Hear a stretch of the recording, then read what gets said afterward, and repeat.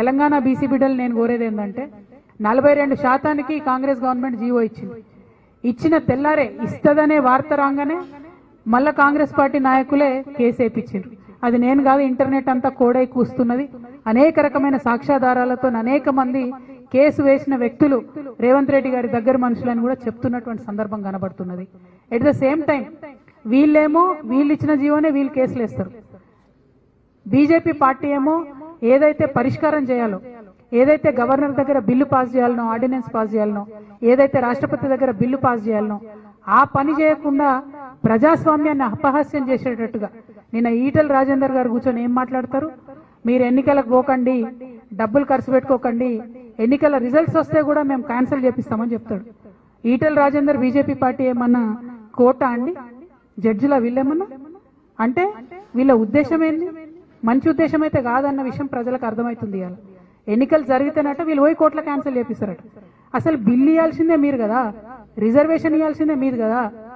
ఎంత ద్రోహపూరితమైన మాటలు మాట్లాడుతున్నారు, ఎంత మోసపూరితమైన మాటలు మాట్లాడుతున్నారు. ఇవాళ ఈటెల రాజేంద్ర అన్న గారిని భారతీయ జనతా పార్టీ నేను డైరెక్ట్గా ఒకటి అడుగుతా ఉన్నా, ఇదేనా మీ పార్టీ వైఖరి? ఇదేనా బీసీల పట్ల మీకున్న చిత్తశుద్ధి? ఇది మీ అఫీషియల్ స్టాండా? మీ అధ్యక్షుడు చెప్పిండా? మీ అధ్యక్షుడేమో జీవన్ స్వాగతిస్తున్నా అంటాడు, ఈటెల రాజేంద్ర గారేమో బయటకు వచ్చి, ఆయన మెంబర్ ఆఫ్ పార్లమెంట్, ఆయన బయటకు వచ్చేమో ఏం మాటలు అవి? ఒక ఉద్యమకారుడు, బీసీ బిడ్డ, మీకు ఎంత బాధ్యత ఉండాలి? ఎట్లా మాట్లాడతారు మీరు అట్లా? ఈటెల రాజేంద్ర అన్న గారు తక్షణమే క్లారిఫికేషన్ ఇవ్వాలి.